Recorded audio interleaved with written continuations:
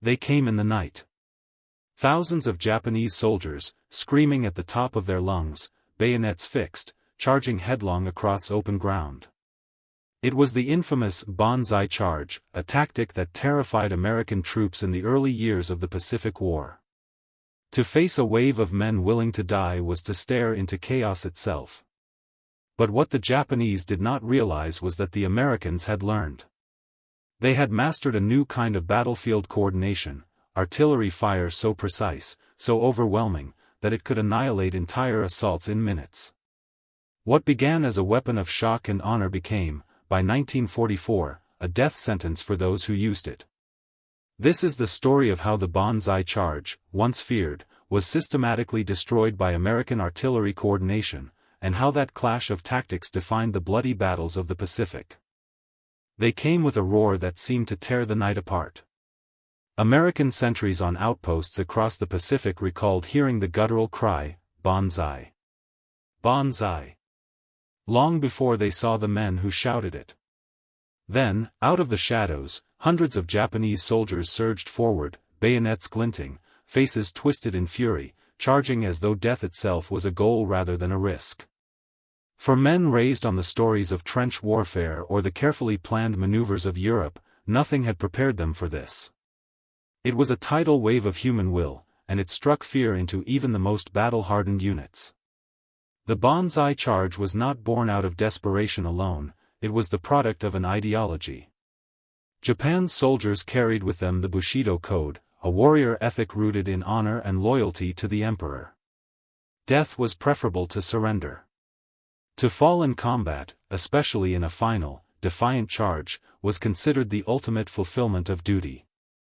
In the minds of those who led these assaults, survival was irrelevant. What mattered was the spectacle of sacrifice, the belief that such determination could shatter an enemy's resolve. The cry, "Tenno Hika Banzai! Long live the Emperor!" wasn't just a battle cry, it was a declaration of identity. For American troops encountering it for the first time, the effect was staggering. On At-2 in 1943, soldiers of the U.S. Army faced a full-scale Banzai assault in the icy, fog-bound Aleutians. Nearly 2,000 Japanese soldiers launched themselves at the American lines in one last frenzy. Machine guns rattled, rifles cracked, and grenades exploded in the fog, but still the attackers came on, leaping into foxholes, stabbing with bayonets, clawing with knives, fighting until every man was cut down. Survivors of the American units described the night as one of the most terrifying experiences of their lives. Whole companies were overrun before reinforcements and sheer firepower finally stemmed the tide. When dawn broke, the field was littered with bodies, almost the entire Japanese garrison annihilated. To those who lived through it, the Banzai charge was not a tactic. It was a nightmare given flesh. On Guadalcanal, too, Marines dug into shallow foxholes along ridgelines endured the same horror.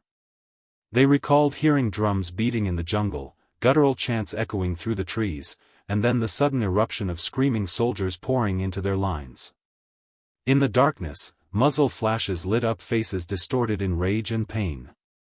Men fought hand-to-hand in the mud, their rifles turned into clubs as the charging waves pressed relentlessly forward.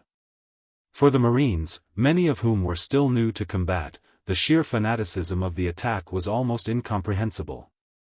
These were not men retreating or seeking survival. These were men determined to die. Early in the war, these charges achieved more than just fear. On several occasions, they broke through thinly held American lines, creating chaos and confusion that cost lives and forced withdrawals. For units unprepared for the suddenness and violence of the assault, it was easy to believe the Japanese were unstoppable, that no amount of firepower could check the tide of men hurling themselves forward with such abandon.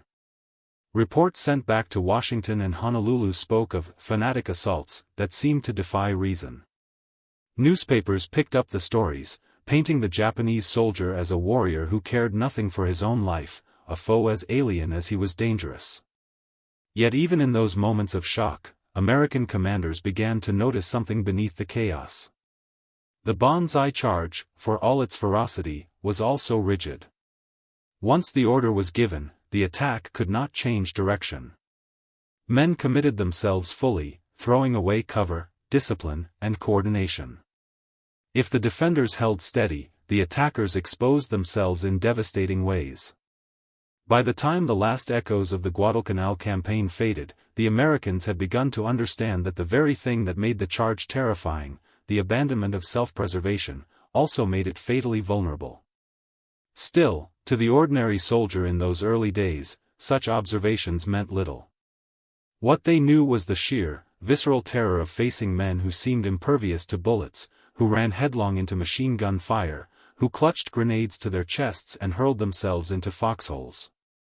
In the cramped, brutal world of jungle warfare, where every night could bring the sound of rustling grass and the sudden cry of Banzai, it was impossible not to feel the weight of fear. Some American veterans admitted that the psychological toll of waiting for the next charge was as heavy as the charge itself.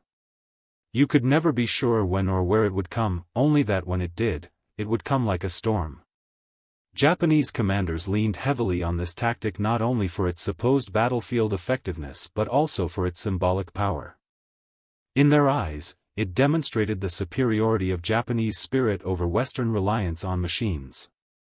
It was meant to show that courage and honor could triumph over steel and fire.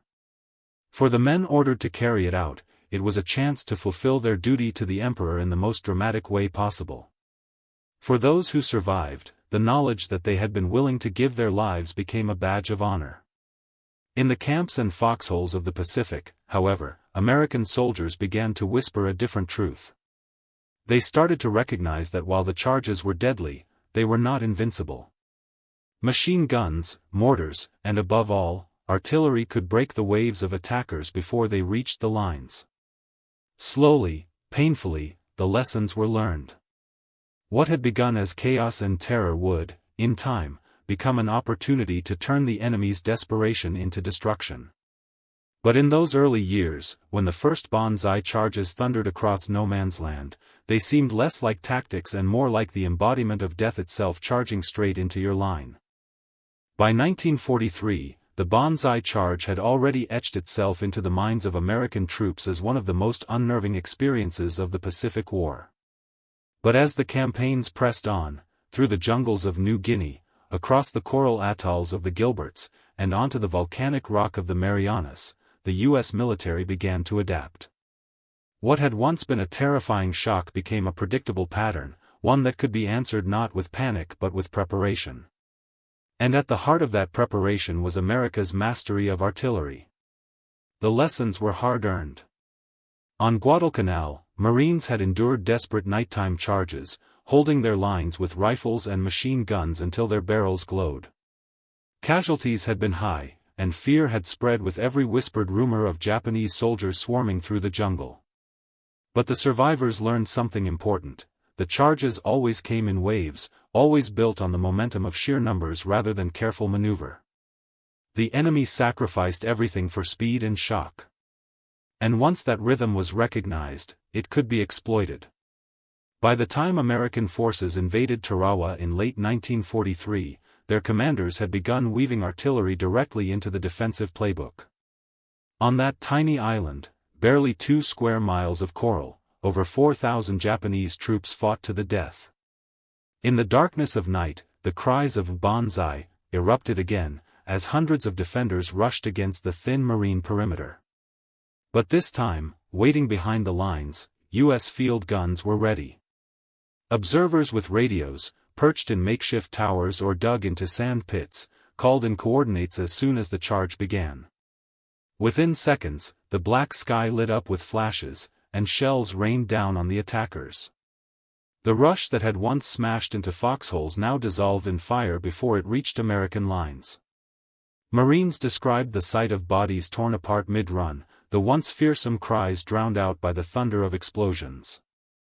This was the beginning of a shift. The Japanese still believed in the symbolic power of the charge, but the Americans now answered it with a different kind of fury, mathematical, precise, relentless. Where the Japanese relied on willpower, the Americans countered with coordination. Radios crackled, fire direction centers scribbled calculations, and batteries of howitzers unleashed storms of steel at the very moment the charges reached their climax. On Saipan in 1944, this clash of ideals reached its peak. The island was crucial, a stepping stone toward Japan itself, and both sides threw everything into the battle. After weeks of brutal fighting, with American troops pushing the defenders back yard by yard, the Japanese commanders decided on one last massive Banzai charge. At dawn on July 7, over 3,000 men, soldiers, sailors, even wounded pulled from field hospitals, gathered in a desperate human wave. They surged forward, bayonets fixed, shouting with voices hoarse from exhaustion. At first, they crashed into forward Marine positions, overwhelming outposts and scattering support units. But as they pressed deeper, the Americans reacted with chilling efficiency. Artillery officers had already mapped every likely avenue of approach. As soon as word of the charge came, batteries of 105 mm and 155 mm howitzers opened up, their shells shrieking across the battlefield. Mortars from infantry companies joined in, blanketing the advancing waves. Machine guns swept the open ground, coordinated with fields of fire carefully arranged the night before. Marines who had once fought hand-to-hand on Guadalcanal now watched as the charge was shredded in open ground long before it reached them. Survivors described the attack as apocalyptic. The largest Banzai charge of the war dissolved into a slaughter under a storm of American firepower. When it was over, more than 4,000 Japanese lay dead, and the very tactic that had once inspired terror was revealed as suicide. For the Americans, it was proof of the power of coordination. Artillery had always been the king of battle, but in the Pacific, it became the executioner of the Banzai charge. Forward observers with binoculars and radios turned the battlefield into a grid, directing fire with deadly precision. Infantrymen held their lines not just with rifles but with the knowledge that behind them, miles of guns stood ready to answer. The fear that had once gripped them gave way to grim confidence. As one Marine put it after Saipan, "When they came screaming at us, we didn't panic. We just called the guns and watched them disappear." Yet the Japanese persisted. On Guam, on Peleliu, and later on Luzon, the cries of Banzai echoed again. Sometimes they broke through, slashing into command posts and rear areas, inflicting chaos. But each time, the American response grew faster. Guns were pre-sighted, barrages planned in advance, counterattacks coordinated with armor and aircraft. The Banzai charge became less a weapon and more a trigger, an act that signaled its own destruction. The bravery of the men who launched them could not be denied, but bravery alone could not withstand the hurricane of shells that met them. What unfolded across those islands was a tragic paradox. The Japanese soldiers, indoctrinated with the idea that dying in a Banzai charge was the highest honor, hurled themselves into oblivion with unwavering loyalty. The Americans, increasingly adept at anticipating the assaults, turned their artillery into walls of fire that consumed entire battalions in minutes. One side fought with spirit, the other with calculation. And the battlefield became a crucible where one belief system collided with industrial firepower, and was obliterated. The survivors on both sides remembered the scenes with horror. For American infantry, it was a spectacle of bodies torn apart, of ground littered with the fallen before a single bayonet could touch their line. For Japanese officers who witnessed their men annihilated, it was a bitter proof that spirit could not conquer steel. Still, the orders kept coming, and the charges continued, each one met with the same devastating response. By the middle of the war, the Banzai charge no longer struck fear into American hearts. Instead, it summoned the thunder of coordinated artillery, transforming what had once been a nightmare into a grim certainty. And though thousands of Japanese soldiers would continue to hurl themselves forward in the name of honor, the outcome became increasingly inevitable: the storm of steel would always win. The battlefield of Peleliu in September 1944 revealed just how much the Banzai charge had changed, and how the Americans had refined their response to it.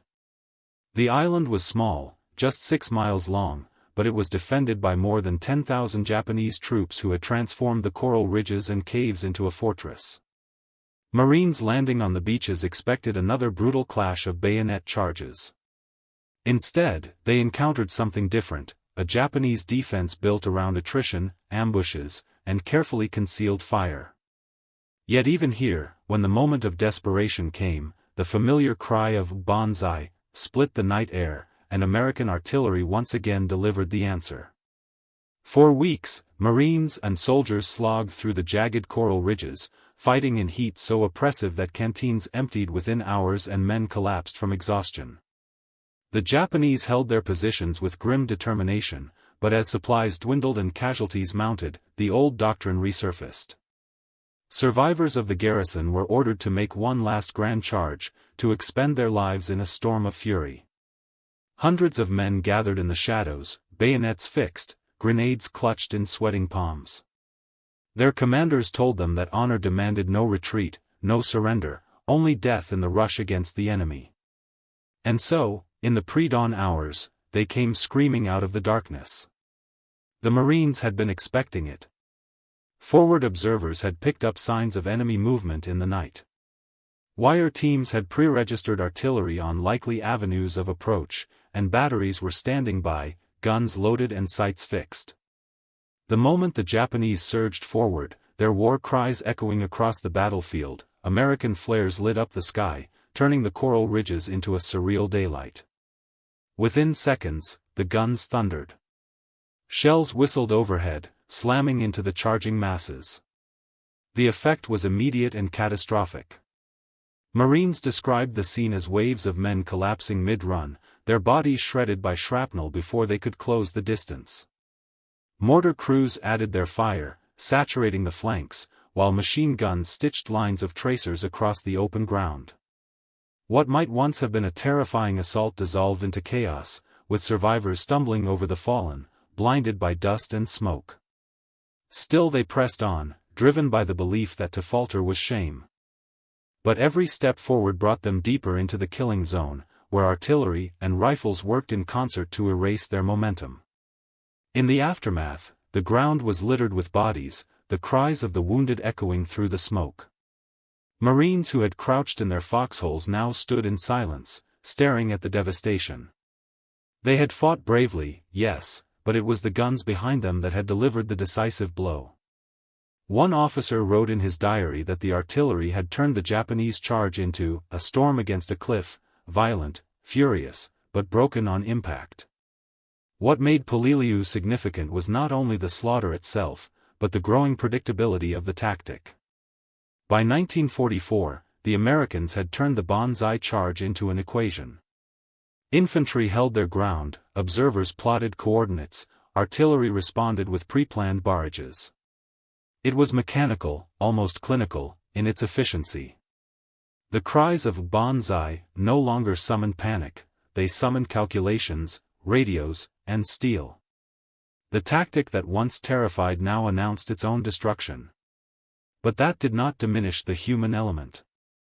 Marines recalled the sheer bravery of the Japanese soldiers, charging through firestorms without hesitation. They acknowledged the courage even as they marveled at the futility.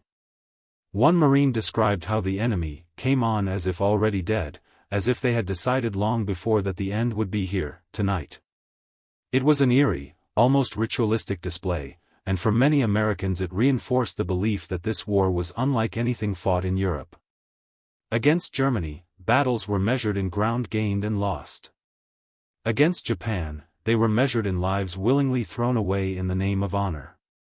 On Poliliu, the devastation of the charge also underscored the growing power of American logistics.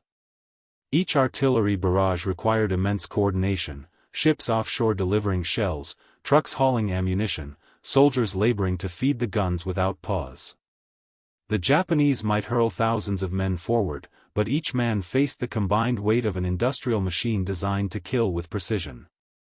It was not simply soldiers against soldiers, it was a philosophy of war against an engine of war. And each time the two collided, the engine grew stronger. As the campaign dragged on, the survivors among the Japanese defenders shifted their tactics. Some refused to charge at all, choosing instead to die in caves or ambushes, convinced that Banzai had lost its power. Others, bound by orders, launched smaller charges, more fragmented, but no less deadly for those in their path. Yet each time, the Americans responded with the same coordination: spot the movement, light the flares, call the fire, unleash the guns. The rhythm was as predictable as the rising sun. Still, the image of the Banzai charge lingered, both in the minds of the men who endured it and in the propaganda that carried tales of the Pacific War back home.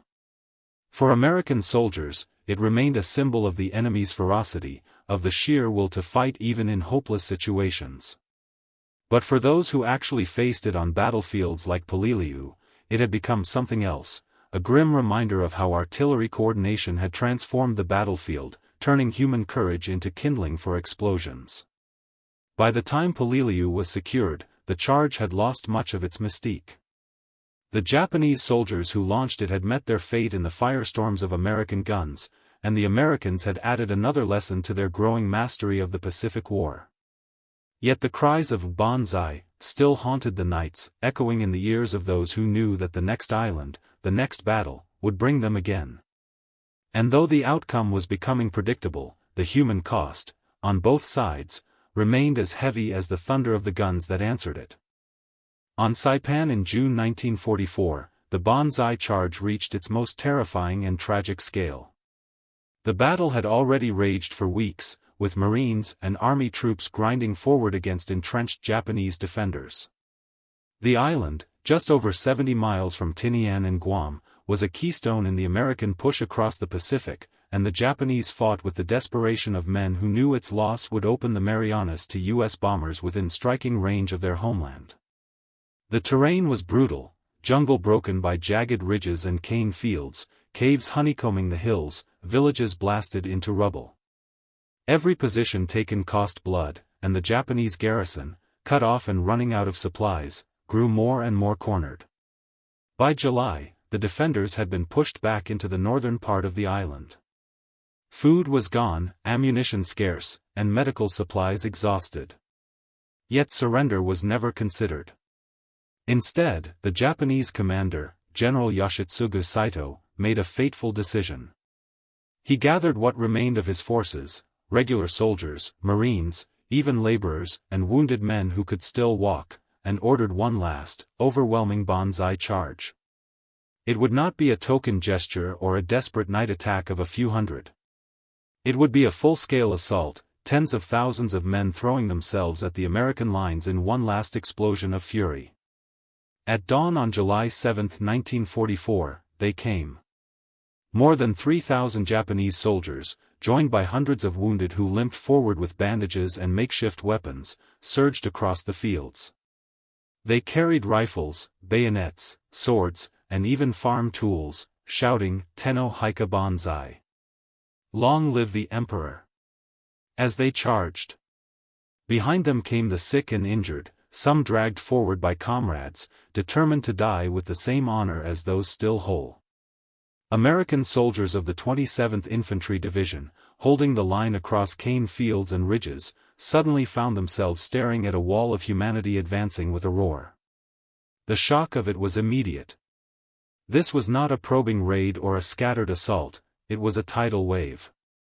Machine guns opened first, their tracers slicing through the cane. Mortars followed, and then the artillery. Forward observers, already on edge from previous nights of fighting, had pre-registered fire missions on the approaches. Within minutes, the landscape erupted. Shells tore craters into the ground, shrapnel ripped through ranks of charging men, and explosions churned the earth into clouds of dust and smoke. But still they came. Witnesses later recalled the surreal sight of Japanese soldiers clambering over heaps of their fallen comrades, bayonets flashing in the morning light, their cries rising above the thunder of the guns. For the Americans on the line, it was the closest thing to a nightmare come alive. Some positions were overrun in the first surge, and hand-to-hand combat broke out in foxholes and trenches. Soldiers swung rifles like clubs, fought with knives, even with fists and entrenching tools. Medics were forced to drop their stretchers and fire their pistols to defend themselves. For hours, the fighting was a maelstrom, the organized barrages of artillery merging with the chaos of close-quarters combat. Units became fragmented, companies reduced to scattered clusters of men holding on however they could. Artillery, however, remained the decisive factor. Batteries in the rear continued to pound the assault relentlessly, shifting fire with uncanny precision as reports came in from forward observers. Entire swaths of charging troops were vaporized in barrages, the sound of shells bursting so constant that veterans described it as a rolling thunder that never ceased. Even when the Japanese broke through to overrun American positions, counter-barrages isolated them, cutting off their momentum and leaving them vulnerable to counterattacks. By mid-morning, what had begun as a terrifying avalanche of men was shattered into fragments, survivors fleeing into gullies and ridges only to be hunted down by infantry and tanks. The cost was staggering. Nearly the entire remaining Japanese garrison was wiped out in that single day. Corpses lay in such numbers across the cane fields and slopes that bulldozers had to be brought forward to bury them in mass graves. The Americans suffered heavily too, hundreds killed and wounded in the onslaught, but they had held. Saipan remained in their hands, and the last great Banzai charge had ended in ruin. For those who survived it, the memory never left. American soldiers described it as the most horrifying and yet awe-inspiring thing they had ever seen, an enemy so determined that he was willing to hurl himself at certain death, but also so tragically outmatched by the industrial might and firepower of the United States. The image of wounded men charging with crutches, of officers wielding swords against machine guns, left a haunting impression. It was not simply an attack, it was a cultural ritual, a final act of defiance written in blood. The colonel of one American regiment later remarked that the artillery fire on that day had saved them all. Without it, he believed, the line would have broken, and chaos would have swept through the division. Instead, the discipline of gunners, the precision of observers, and the sheer volume of shells turned what might have been a disaster into a decisive demonstration of American power. On that field, the Banzai charge became both its most dramatic expression and its most catastrophic failure. Even in its destruction, however, it etched itself into memory. Survivors on both sides remembered the cries that carried through the smoke, the clash of bayonet against rifle, the earth itself shaking under the bombardment. The Americans understood that they had faced something more than just soldiers, they had faced a belief system, a code of honor that demanded death over surrender. And in defeating it, they had not just won a battle, but had confronted the very heart of an enemy's culture. On the ridges and in the cane fields of Saipan, the ground itself bore witness to the collision of those two forces, courage and firepower, tradition and technology. The result lay silent in the mounds of the dead, a grim testimony to the cost of a doctrine that could not survive against modern war's relentless machinery. On the black volcanic sands of Iwo Jima in early 1945, the pattern repeated itself, though by now both sides understood what was coming.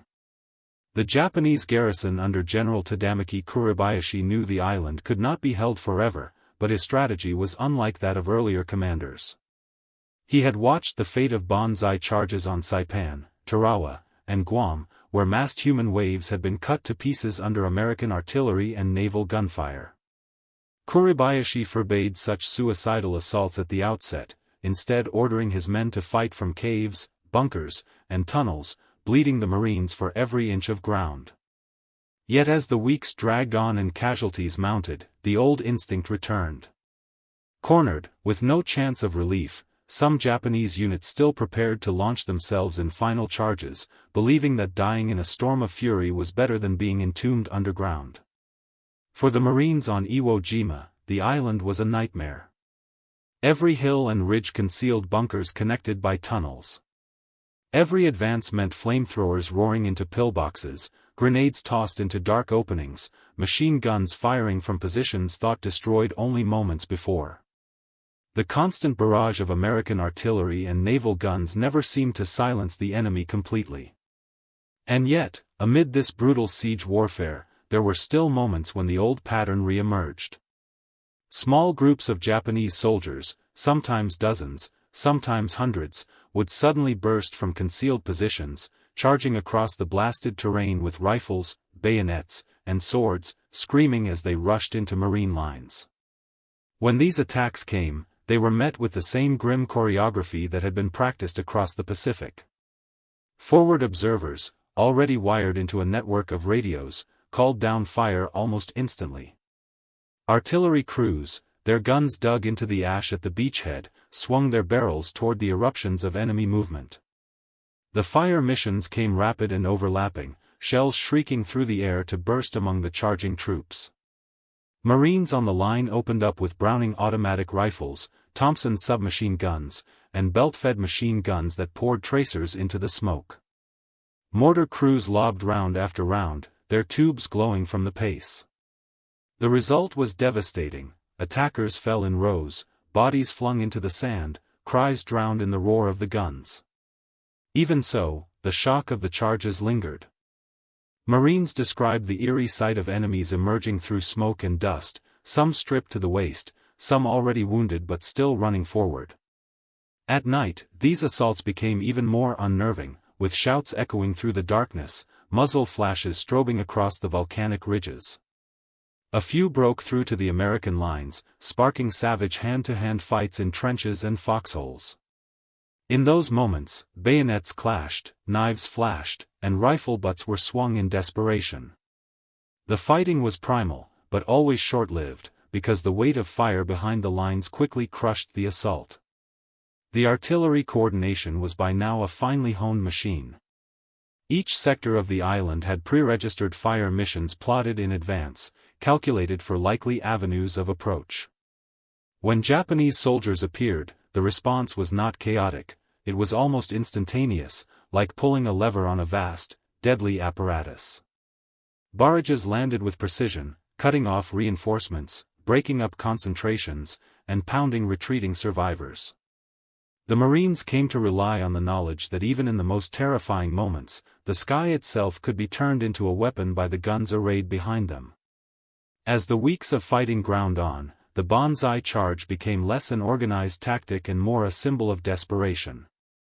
At Okinawa, the last and bloodiest battle of the Pacific, entire companies of Japanese troops still attempted to hurl themselves against American lines in screaming waves. By then, however, the U.S. Army and Marines had perfected their defensive systems. Artillery, mortars, tanks, and even naval gunfire offshore were synchronized to meet such attacks. The effect was catastrophic. Thousands were cut down in minutes, the charges leaving behind fields littered with the fallen. What had once been envisioned as a way to shock and overwhelm the enemy instead became a tragic spectacle, a ritual sacrifice to firepower that could not be broken. Yet to the Americans who witnessed them, these charges were never dismissed as meaningless. They were terrifying, searing experiences that etched themselves into memory. Veterans spoke of the sound, the unearthly chorus of voices screaming through the dark, and the sight of men advancing even as their ranks were torn apart by explosions. They remembered the smell of cordite and blood, the silhouettes of bayonets flashing in the glow of flares, the sudden violence of hand-to-hand combat that felt ripped from another age of warfare. And they remembered, too, the relief when the artillery slammed down, saving them from being overrun.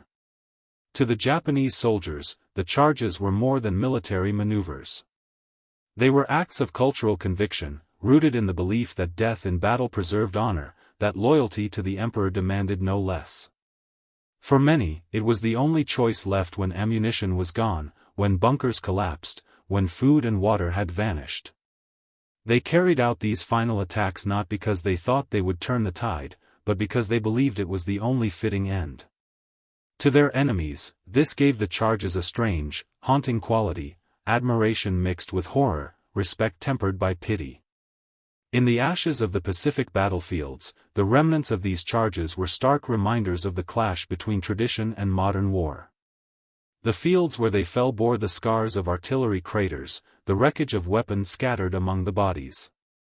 Marines and soldiers walking those grounds after the fighting spoke of the silence that followed, a silence broken only by the wind or the surf, the echoes of the night's violence still heavy in the air.